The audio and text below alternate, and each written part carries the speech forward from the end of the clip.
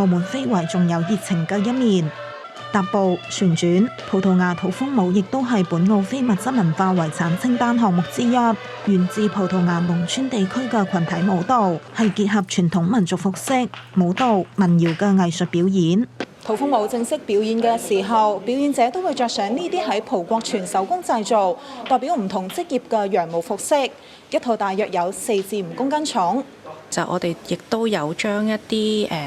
本地嘅元素，即係譬如普通話啊，或者係土生葡語啊嘅歌詞，咁就譜咗入一啲葡萄牙嘅音樂裏面，咁就形成翻一個本地文化。咁就去傳落嚟。咁我哋有一隻歌就叫《美食天堂》嘅，咁嗰隻歌呢，就係會話到俾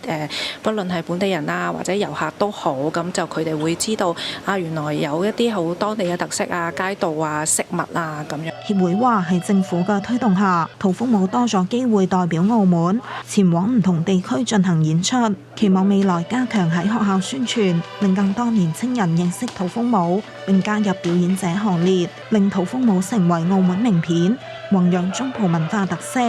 澳廣視記者李翠萍報導。